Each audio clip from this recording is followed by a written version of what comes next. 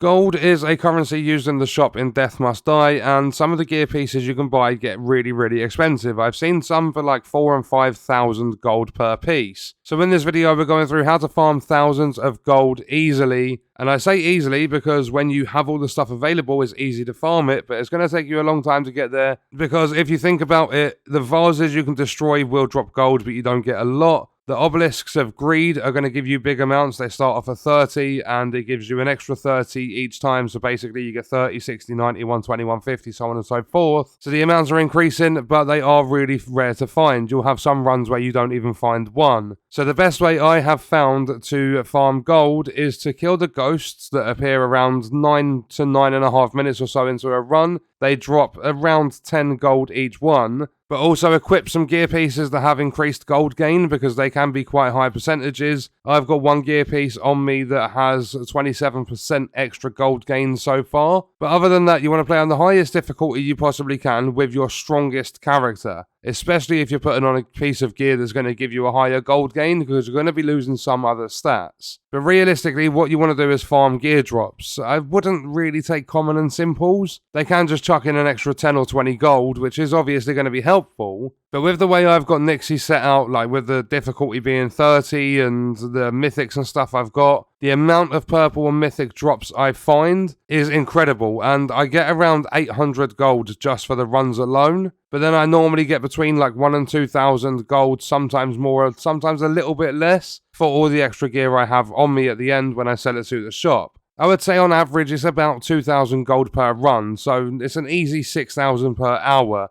which is going to give you plenty of gold to spend in the shop. So there are multiple different things you can do in the game, but by far the best is farming the gear drops. If you can get it to a difficulty where you're getting blues, purples and mythics a lot more often than you're getting like common and simple drops, that's where you want to be because you're going to get the most money when you sell mythics in the shop. So that's the best way I found to farm thousands of gold easily in Death Must Die. And that's going to do it for the video. I hope it helped you out. Thank you for watching.